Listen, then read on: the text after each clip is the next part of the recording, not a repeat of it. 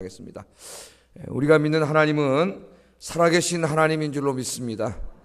우리는 어떤 관념적인 신이나 무슨 존재의 궁극적인 근거나 그런 철학적인 신을 믿는 것이 아니고 살아계신 하나님을 믿습니다. 지금 이 시간에도 예배 시간에 임재하시고 우리의 기도를 들으시고 예배를 받으시는 하나님, 그런 하나님인 줄로 믿습니까, 여러분? 그런 기대, 그런 믿음이 있으면 이 예배 나오는 시간이 기대의 시간이에요. 하나님 만나러 오는 시간이니까. 그래서 오늘 이 아침 기도 시간에, 예배 시간에도 살아계신 하나님을 만날 수 있기를 주의 이름으로 축복합니다. 오늘 이사야 40장 이 후반부 말씀을 보면 이 말씀이 탄생한 배경이 27절입니다. 27절. 여기 보면 오랜 바벨론 통치하에서 좌절하고 실망하고 있는 사람들의 푸념이 나와요. 푸념. 27절. 그래서 이 푸념 때문에, 이 불신앙 때문에 오늘 우리가 읽은 이 설교를 이사야가 하게 된 거예요. 27절 어떻게 이야기하고 있는지 한번 들어보겠습니다. 시작.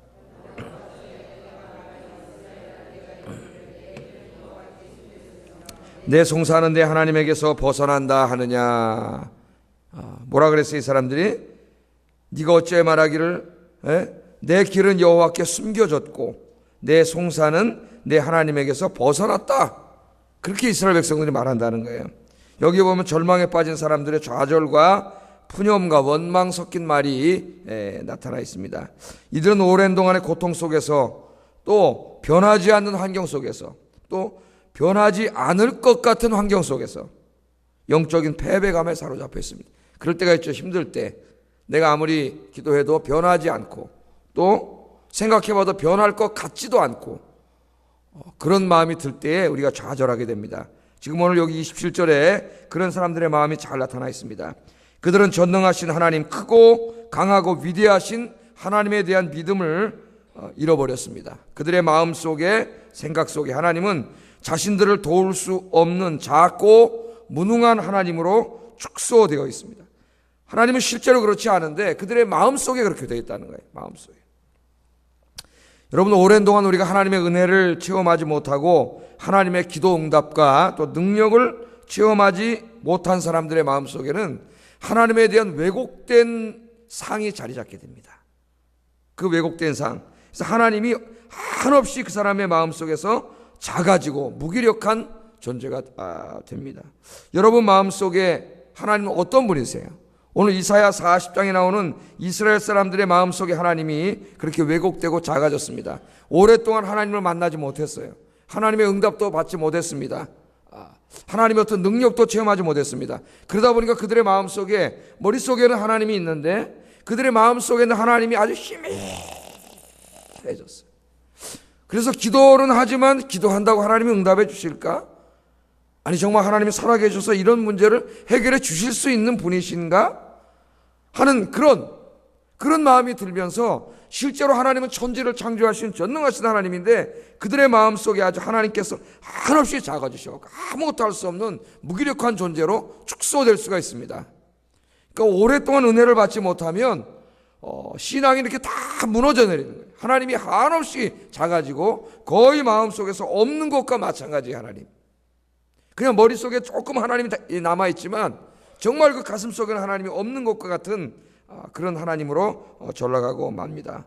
절망과 좌절의 70년을 지내면서 이스라엘 사람들의 생각 속에 있는 하나님은 그들에게 아무 도움도 줄 수 없는 무기력한 존재가 됐습니다. 하나님이 실제로 그렇지 않은데 그들의 마음속에 그렇게 됐다는 거예요. 마음속에. 그러니까 오랫동안 기도하지 않았어요. 기도 응답 체험하지 못했어요. 하나님의 능력을 체험하지 못했어요. 아니 정말 하나님이 살아계신지 내가 한번 이렇게 느껴보지도 못했어요. 그런 사람들의 마음속에 있는 하나님은 어떤 분일까요? 거의 없는 것과 마찬가지인 그런 하나님이 됩니다. 오늘 현대인들 중에 그렇게 신앙생활하는 사람이 굉장히 많습니다. 아무리 찾아도 만날 수 없고 아무리 기도해도 응답하지 않고 아무리 도움을 청해도 도와줄 수 없는 그런 하나님으로 자기 마음속에 그렇게 스스로 길들여지는 거예요. 이사야 선지자는 오늘 말씀을 통해 이처럼 오랜 동안의 고통 속에서 좌절하고 있는 이스라엘 백성들에게 그들이 믿는 하나님이 어떤 하나님인가를 안타까운 마음으로 설교하고 있습니다. 오늘 저도 이 시간에 동일한 안타까운 심정으로 이 시간에 단에 섰습니다. 여러분, 우리가 믿는 하나님이 어떤 하나님이십니까? 오늘 말씀을 통해서 그 하나님을 생생하게 만나고 체험하는 이 아침 시간이 되기를 주의 이름으로 축복합니다.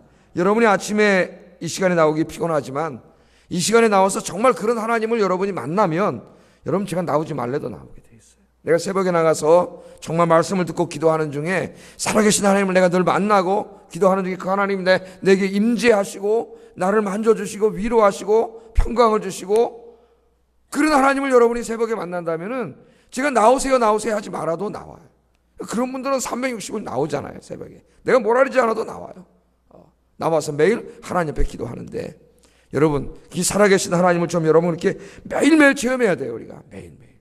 그래서 경건한 구약의 한 성도가 고백한 것처럼 주의 은혜가 아침마다 새롭더소이다. 아멘. 어떻게 한다고요? 주의 은혜가 아침마다 새롭습니다. 아니, 그 사람은 새벽 기도하는 사람이에요. 매일 아침마다 기도하고 말씀 읽으면서 하나님의 은혜를 체험하는 거예요. 매일 아침. 그리고 하루를 시작하는 거예요. 이게 얼마나 복된 사람이에요. 그러니까 고백이 주의 은혜가 매일 아침마다 새롭습니다. 한 달 전 얘기가 아니라 매일 아침 주님을 만나는 복된 여러분 되기를 주의 이름으로 축복합니다. 자, 여러분 마음속에 있는 하나님은 어떤 하나님이십니까? 우리가 힘들어하고 좌절하고 낭망하는 것은 삶의 환경이 나빠졌기 때문만은 아닙니다. 우리 그렇게 착각할 때가 있어요. 삶의 환경이 나빠졌기 때문에 실망하고 좌절하는 게 아니에요. 우리가 좌절하고 절망하는 진짜 이유는 하나님에 대한 신앙을 잃어버렸기 때문입니다. 오늘 이스라엘 백성들처럼 그들의 마음속에 하나님이 한없이 작아지고 한없이 무기력해지고 그냥 마치 없는 것과 마찬가지인 하나님으로 그들 마음속에 그렇게 하나님에 대한 상이 왜곡되어졌기 때문에 좌절과 절망이 오는 거예요. 여러분, 인생이 살아가는데 고통이 없는 사람이 어디 있습니까? 실패하지 않는 사람이 어디 있습니까? 하나님께서 다 주세요. 잘된 성공과 기쁨으로만 인생을 짜가는 사람은 없다 그랬습니다. 다 실패와 성공, 기쁨과 슬픔을 하나의 그 재료로 사용해가지고 하나님께서 우리 인생을 짜가신다고 성경은 그렇게 이야기해요.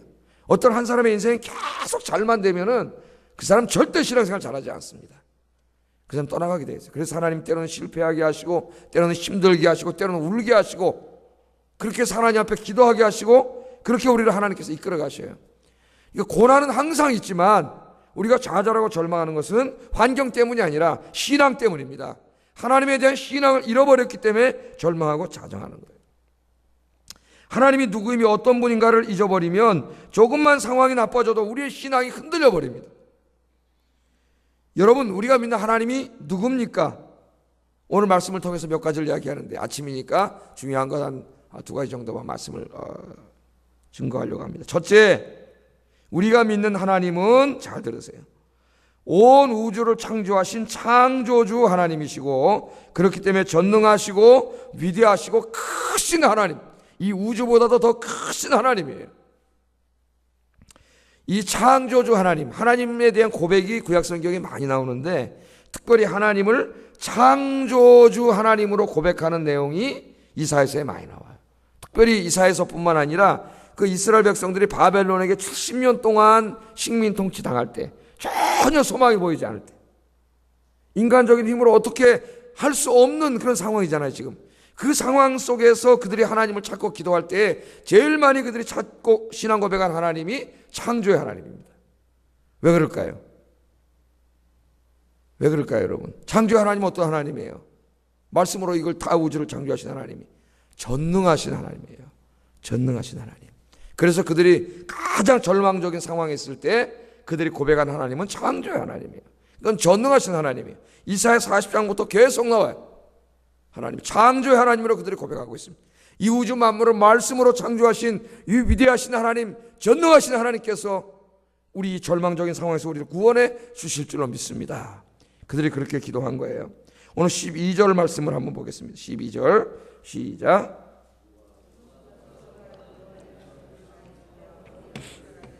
땅에 티끌을 되에 담아보았으며 접시 저울로 산들을 막대 저울로 언덕들을 달아보았으랴.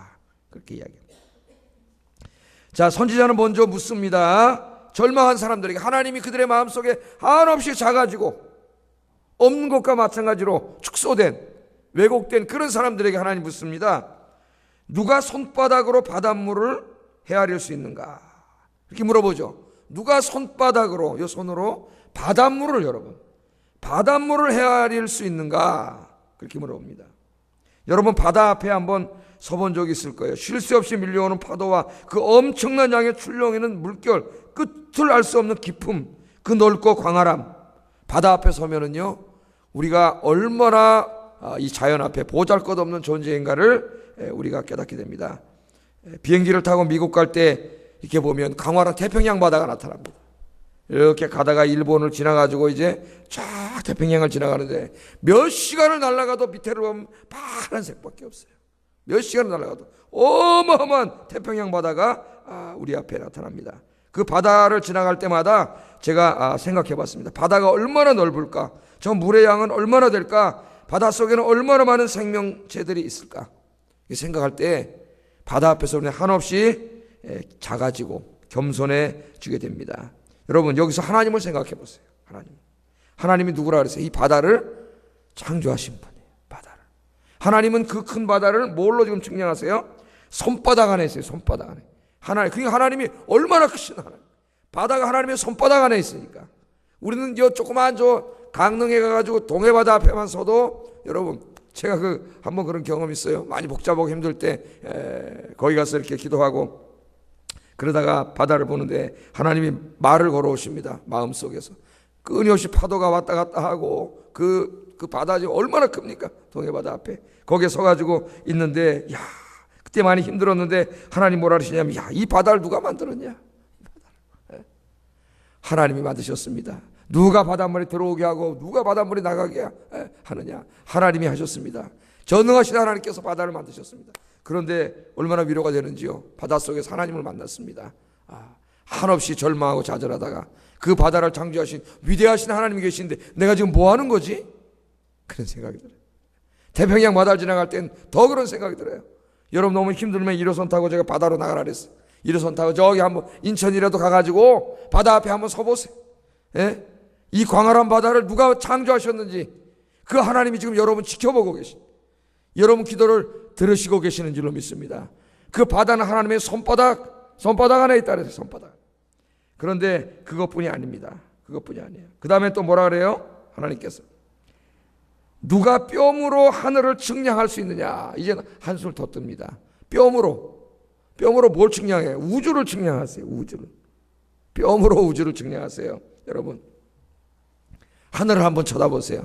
낮에는 잘 느껴지지 않아도 밤하늘을 한번 쳐다보세요. 조금만 시골로 가서 어두운 곳에서 밤하늘을 쳐다보면 그 수많은 별들이 보입니다. 금방 땅으로 다 쏟아져 내릴 것 같은 그런 성운들이 보여요.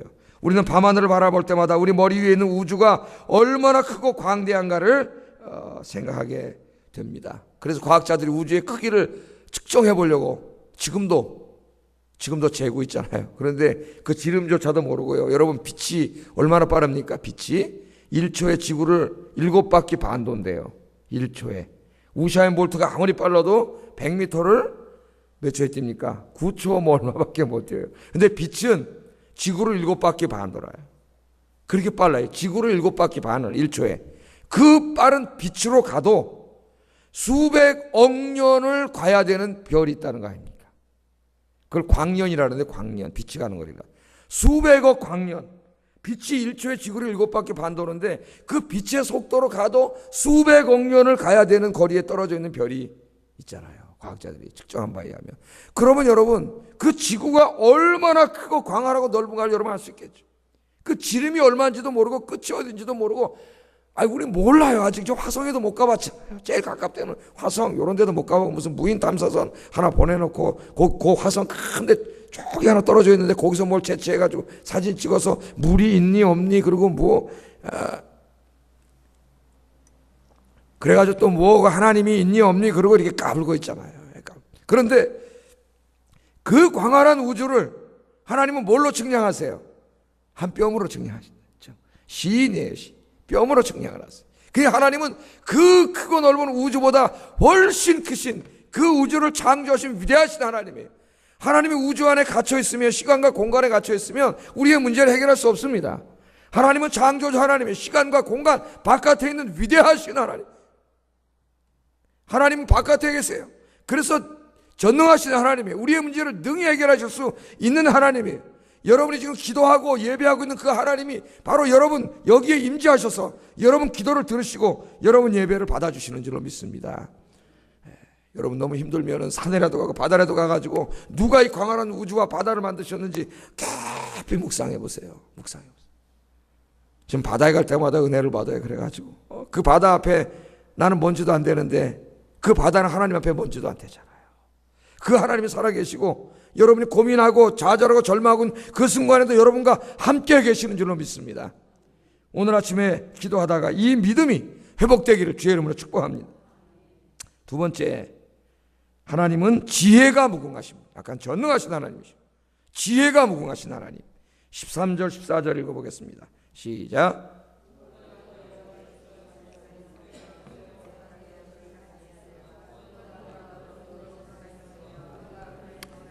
그에게 정의의 길로 가르쳤으며 지식을 가르쳤으며 통달의 도를 보여주었느냐. 그렇게 얘기합니다. 하나님께서 하늘과 땅을 창조하실 때 이 넓은 우주를 각종 별들로 채워 넣으실 때 이 지구의 다양한 식물과 생물들을 만들어 놓으실 때 그 누구와도 의논하지 않으셨다는 거예요. 누가 하나님 앞에 그런 지혜를 줬느냐 이거예요. 누구의 도움도 받지 않으시고 하나님께서 스스로가 모든 것을 창조하셨습니다. 이 생명의 신비 같은 거 여러분 요새 그런 프로들 가끔 많이 하잖아요. 동물의 왕국이나 바닷속이라든가 식물이라든가 우주의 신비라든가 그걸 보세요 여러분. 어마어마한 하나님의 지혜가 창조주 세계에 나타나 있어요. 그래서 유대인들은 하나님의 지혜는 어디 있다 그랬어요. 토라 하나님의 말씀 속에 하나님의 지혜가 있고 또 어디에 하나님의 지혜가 있어요? 하나님이 지으신 창조 세계 속에 하나님의 지혜가 있어요. 그래서 잠언을 읽어보면은 어때요? 게으른 자는 개미한테 가서 배우라. 개미도 하나님이 창조한 것 아니에요? 개미한테 가서 뭘 배워요? 부지런함을 배웁니다. 개미는 쉬지 않고 계속 가자. 게으른 자는 개미한테 가서 부지런함을 배우라 그랬어요. 개미만 봐도 부지런함을 배워요. 요새는 또 이 베르기가 뻘짝 뛰는데 자기 뭐 몇백 배로 뛴다 그러지 않습니까? 높이를. 베르기가 뛰는 거를 연구해가지고 로봇을 개발합니다. 로봇을. 이 벌레들을 연구해가지고 요새 그 힘이 어디서 나오는가 그 작동 원리를 이용해가지고 여러분 로봇을 만들고 과학이 발전하고 막 그래요. 그러니까 다 어디서 배우는 거예요? 하나님의 창조. 하나님의 창조 속에 여기에 모든 지혜가 다 담겨 있어요. 다 지혜가. 이거 하나님의 지혜가 담겨 있어요. 이걸 왜 지금 강조하고 있는 걸까요? 여러분의 인생의 문제가 아무리 꼬이고 복잡했대 봤자 그거 별거 아니라는 거예요. 그런데 내가 이걸 해결해 가려면 해결할 수가 없어요. 난 지혜가 부족해요. 우리는. 우리의 지혜로 어떻게 해결합니까? 지혜가 부족한 자가 기도해야 되는데 기도는 안 하고 맨날 걱정만 하고 있으니까 문제가 해결돼요? 어떻게 돼요? 그러니까 불안하고 걱정, 염려만 생기는 거예요. 자기가 그걸 생각하니까 여러분 기도하세요. 하나님이 지혜를 주실 줄로 믿습니다. 하나님은까지가 아무것도 아니에요. 하나님은 다 알고 계세요. 하나님은 그런 문제를 주신 것은 여러분 기도하라고 주신 거예요. 기도하라고. 그러니까 이 지혜가 풍성하신 하나님께 기도하면 다 해결책이 보이고 문제가 보이고 하나님께서는 다 이런 지혜를 가지고 계세요. 그러니까 여러분 머리로 고민하지 마세요. 고민하지 말고 기도하시면 하나님께서 해결할 길을 열어주십니다. 하나님의 지혜는 무한하세요. 무한하세요. 하나님이 모르시는 게 어디 있어요? 해결하지 못하는 게 어디 있어요? 이걸 다 하나님의 지혜로 창조하셨는데 사실 여러분에게 주신 어려운 문제도 하나님이 주신 거예요. 여러분 기도하라고 하나님 주신 거예요. 기도하여서 이 지혜, 하나님의 지혜를 얻어서 하나님의 지혜로 해결해 주실 뿐만 아니라 여러분 또 지혜로운 여러분들이 되시기를 주의 이름으로 축복합니다. 그 다음에 또 위대하신 하나님에 대해서도 이야기하는 오늘 새벽이라서 다 이야기를 못합니다. 하나님이 위대하신 하나님이세요. 그것도 오늘 이 이사에서 다 이야기하면서 인생의 문제에 직면했을 때 제일 먼저 내가 믿는 하나님이 어떤 분인가를 깊이 묵상하라는 겁니다. 왜 하나님이 어디 있느냐? 내 송사가 들려지지 않았느냐? 왜 하나님 우리의 기도를 들어주실 수 있느냐? 내 문제를 해결할 수 있느냐? 바벨론이 저렇게 강한 나라가 우리를 지금 70년 동안 지배하고 있는데 저 바벨론을 어떻게 우리가 이기느냐? 왜 그런 소리 하냐? 그까진 바벨론 오늘 성경에 뭐라 그러니까 하나님 앞에 먼지도 안 돼 그거. 아수르 군대 쳐들어왔을 때 어떻게 했어요? 20만 대군이 쳐들어왔을 때 하나님이 천사 한 명만 보내니까 그날 아침에 18만 5천 명이 다 죽어가지고 이스라엘 군대가 가니까 시체밖에 없잖아요. 하나님 앞에 먼지도 안 되는 것들이에요. 그런데 왜 좌절해요? 바벨론 때문에 좌절한 게 아니에요. 그들은 바벨론 때문에 좌절하고 있는데 실제는 바벨론 때문에 좌절하는 게 아니에요. 그들의 마음속에서 창조주 하나님을 잃어버렸어요. 신앙을 잃어버렸기 때문에 좌절하고 절망하는 거예요. 그 전능하신 하나님, 지혜가 무한하신 하나님을 잃어버렸기 때문에. 오늘 이 아침에 그 신앙이 회복되기를 주의 이름으로 축복합니다. 그 하나님에 대한 신앙이 회복되면은 여러분 오늘 이 시간에 인생이 바뀌어요. 새롭게 힘이 생기고 용기가 생깁니다. 오늘 이따 여러분 개인 기도할 때 그 하나님에 대한 신앙이 회복되고 하나님 만나고 돌아가시기를 주의 이름으로 축복합니다. 그래서 마지막에 이 설교를 하면서 하나님을 바라봐라, 하나님을 바라봐라 그렇게 얘기하잖아요. 이제는 다른 거 바라보지 말고, 절망하지 말고, 바벨론 자꾸 쳐다보지 말고, 안 되는 거, 인생의 문제 이런 거 쳐다보지 말고, 누굴 바라봐? 어제도 그 말씀이 또 나왔는데 하나님을 바라보라. 이사야 40장에 바라보라는 얘기가 자꾸 나와요. 하나님을 바라. 우리는 뭔가를 바라봐요. 그렇죠. 근데 우리는 자꾸 뭘 바라봐요? 내 앞을 가로막고 있는 거를 바라봐요. 나를 힘들게 하는 사람을 바라봐요. 예? 내 앞에 장애물을 바라봐요. 문제를 바라봐. 그러니까 해결책이 없어요. 지금 이사야가 누굴 바라보래? 이제는 전능하신 하나님, 지혜가 무한하신 하나님, 위대하신 하나님, 크고 강하신 하나님, 그 하나님만 바라보라는 거예요. 여러분의 시선을 하나님께로 고정시키기를 주의 이름으로 축복합니다. 그러면 어떻게 된다고요? 독수리가 날개치며 하늘로 올라가는 것처럼 새 힘이 생긴다는 거예요. 31절 한번 읽어보겠습니다. 31절 시작.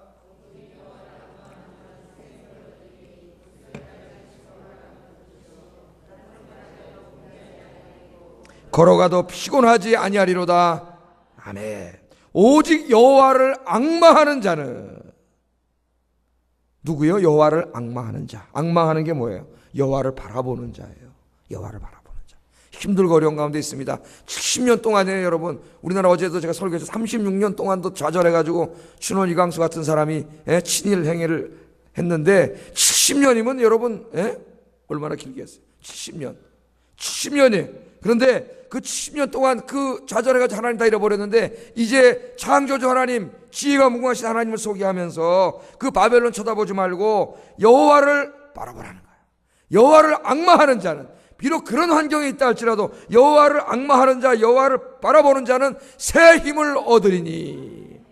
여러분 오늘 시간에 새벽에 나오셨잖아요. 여호와를 앙망하세요. 하나님을 바라보세요. 그 하나님 무능한 하나님이 아니에요. 지혜가 없는 하나님은 전능하신 하나님, 지혜가 무궁하신 하나님, 그 하나님을 바라보면 새 힘을 얻는, 힘이 생겨요. 저도 그 강릉에 가서 바다를 쳐다보다가 힘이 생기더라고.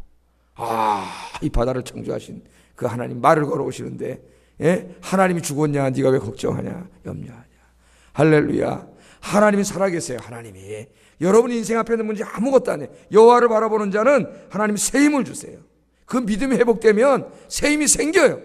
하나님 새 힘을 주세요. 그래서 어느 정도냐, 독수리가 날개치며 하늘을 올라가는 것 같이 된다는 거예요. 여러분 독수리가 이렇게 탁 앉아있다가 하늘을 나를 때 동물의 왕 보셨나요? 날개를 팍 하면 막 어마어마합니다. 그 힘이 하늘을 쫙 올라가면, 이야, 독수리가 하늘의 왕인 걸 알 수가 있어요.